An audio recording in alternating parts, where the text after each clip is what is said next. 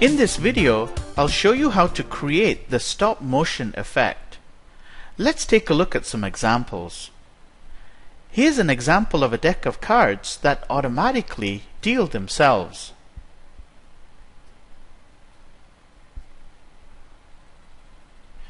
In the second example, we see two Lego characters in a battle scene. And in this third example, we see the Power Ranger drinking some milk. So stop motion can be used in many creative ways, and we'll show you how using the deck of cards example. But before we do that, let's first talk about the basic setup that you'll need. Mount your video camera on a tripod. Shoot the complete footage continuously like this. As you can see, while I'm moving each card, I'm also making sure that my hand is completely outside the video frame between each move. Now this is very important. Now let's speed up the video to see the rest of the footage so that you get the idea.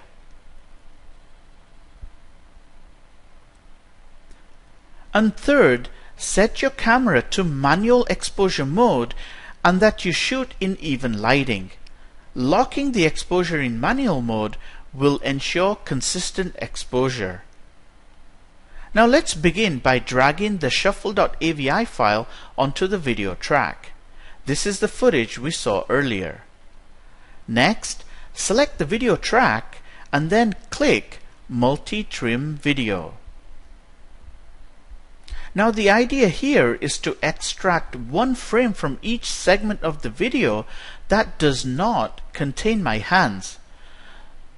And to see each individual frame, we need to move the slider all the way up to the top. Now let's select the first frame.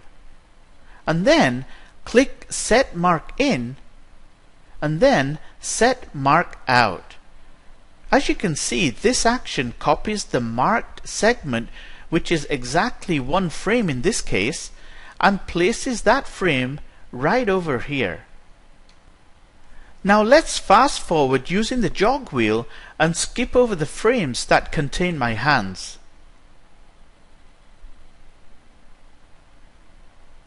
Again, we'll click Mark In and then Mark Out. This copies our second frame over here. Now notice the top card has moved a little bit from frame 1 to frame 2. Okay, now let's fast forward again and take another clean frame.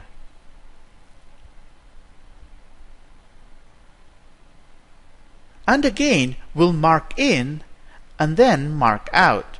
And here's our third frame with the card moved a little bit further. Now let's do this one more time.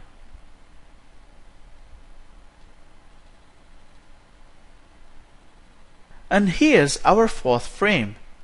Now if you preview these frames in sequence, the card moves progressively. So repeat this process for the entire video clip.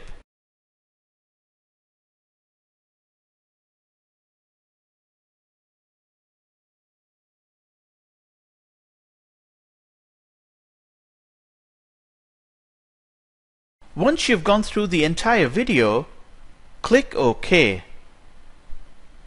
Let's expand the timeline. And here we see all the frames we extracted in the multi-trim tool. Let's go ahead and preview our work. So stop motion is nothing more than playing back these still frames in sequence. And remember, the multi-trim tool is ideal for this kind of precise editing. Now stop motion editing can be a bit time consuming, but I'm sure you'll agree the end result is well worth it. So let's close out with some creative ideas for stop motion. Enjoy!